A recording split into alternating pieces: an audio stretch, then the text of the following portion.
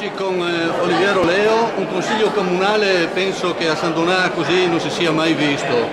Una manifestazione dei cittadini che protestavano con cartelli gialli con scritte nere, come ha evidenziato il sindaco, e lei si aspettava tutto questo, a margine di tutti poi gli altri problemi che sono saltati fuori. Sì, no, assolutamente no, anche perché è una manifestazione probabilmente spontanea, è nata spontaneamente tra i commercianti per criticare un pochettino l'operato dell'amministrazione che da una volontà di chiudere il centro come esperimento, attualmente invece c'è una decisione unanime senza ascoltare i commercianti. Ero in giunta quando si è deciso di provare la chiusura del centro storico come esperimento. Da un esperimento passare alla realizzazione coatta diventa un problema, quindi è un errore assolutamente quello che l'amministrazione vuole fare senza sfruttare i commercianti. È vero che il centro non è dei commercianti, però sono la parte principale, cioè quella che fa pulsare e fa vivere il nucleo centrale della città. Senza commercianti il centro non esisterebbe. La consigliera Zaccariotto parlava di 12 milioni di euro di avanzo, sì. Il sindaco invece parlava di vincoli di patto di stabilità e di trasferimenti che non arrivano. Dove sta la verità? Allora, noi abbiamo avuto delle spese importanti con la vecchia amministrazione, però comunque nell'avanzo di bilancio i numeri sono lì, basta andare a leggerli. Quindi difficoltà amministrative sono legate solo ed esclusivamente alla incapacità decisionale del sindaco, che in un anno ha deciso una sola cosa, quella di allontanarmi, perché purtroppo quando abbiamo fatto un accordo, era un accordo sul programma che è stato poi comunque sempre rispettato, abbiamo anche detto che tutto quello che è fuori programma doveva essere o condiviso oppure non si doveva parlare. Sull'ospedale unico è stato il segretario del PD a parlarne negativamente, pertanto mi sono sentito autorizzato di dire quello che pensavo, perché poi io non chino la testa davanti a nessuno, non mi piego, mi spezzo se sono capace di spezzarmi, ma io porto avanti le mie battaglie. Attualmente questo sindaco non è più legittimato ad amministrare la città.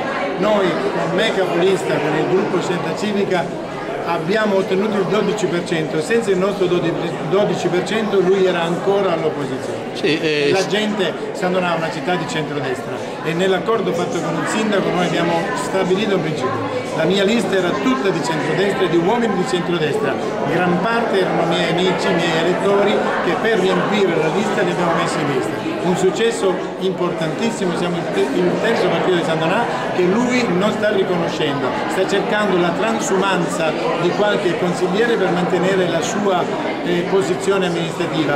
Sono consiglieri che valgono pochissimo, basta vedere il risultato elettorale. Un consigliere che passa da una parte all'altra e non accetta le regole democratiche di gruppo, quando il gruppo decide all'unanimità di cambiare capogruppo bisogna rispettare. La democrazia è la legge dei numeri, va rispettata da tutti.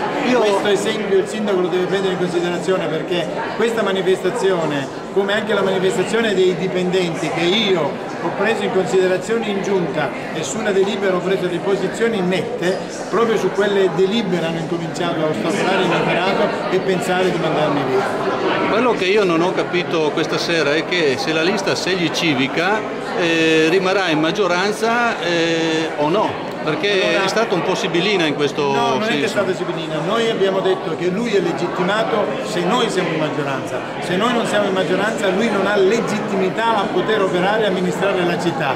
La confusione l'ha creata lui, gli errori li ha fatti lui, deve necessariamente correggere gli errori e dare il peso specifico alla lista che merita. Il peso specifico della nostra lista sono 2200 voti, 4 consiglieri e i consiglieri che vanno da una parte all'altra, che si vendono per qualche denaro, i Giuda ci sono sempre, in tutte le liste. Quella volta il nostro Gesù Cristo morì per 30 denari, questi si vendono anche per molto meno. Ecco, un'ultima cosa in conclusione, io mi aspettavo questa sera di sentire un nuovo assessore e magari anche il vice sindaco. Penso anche molta altra gente forse si aspettava questa comunicazione. Il suo amico Gigi Trevisol, che lavorando nelle retrobotteghe, nelle cosiddette sagrestie, probabilmente otterrà questo incarico. È una vergogna, perché la titolarietà va legata alla posizione politica che prende e al risultato amministrativo.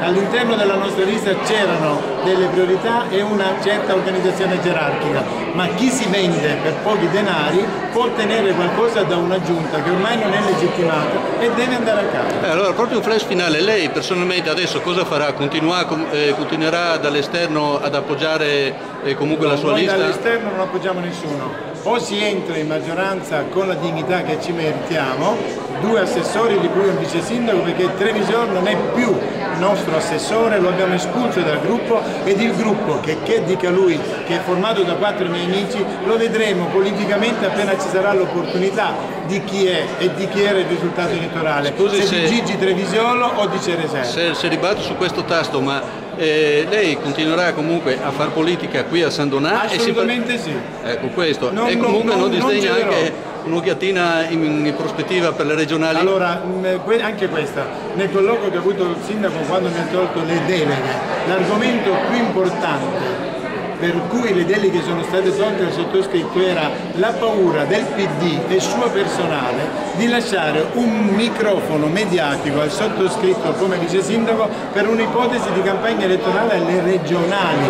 Adesso io non ho un partito, noi siamo un gruppo civico, ho fatto il coordinatore del PDL, poi nel PDL in maniera critica mi sono allontanato e abbiamo permesso a lui di vincere, e la gran parte della opportunità di questa vittoria la deve al sottoscritto, perché senza il sottoscritto quella lista non sarebbe nata. In pratica lei così smentisse il sindaco Ceresè sul discorso di non voler scelte dall'alto sovracomunali. Ma scherziamo? Allora, la politica sull'ospedale unico che lui sta boicottando e che io ho costretto a prendere una posizione è proprio un equilibrio all'interno del PD.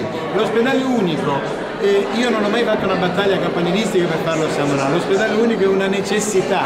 Il PD e lui, vittima del PD, non vuole scegliere perché l'equilibrio interno al partito domina sulle priorità a livello organizzativo del territorio, perché io non ho mai detto che non deve essere fatto a Portogallo, io dico serve l'ospedale unico è una necessità per il territorio, perché è inaccettabile che 10 milioni di spese vengano utilizzati solo per le pulizie, per l'energia di 3 strutture ospedaliere. Non si può. Lui che parla di risparmio, questo è un risparmio importante. Avere una dislocazione di un ospedale all'interno del territorio che poi non è funzionale è assurdo, non è più gestibile. L'equilibrio del suo partito, e quindi lui non solo riceve ordini dalle segreterie, ma è suddito di un'eventuale volontà politica fra lui e Bertoncello, sindaco di Portogallo. Lei è stato molto chiaro, io ringrazio Oliviero Leo. Sono sempre stato chiaro aspettiamo.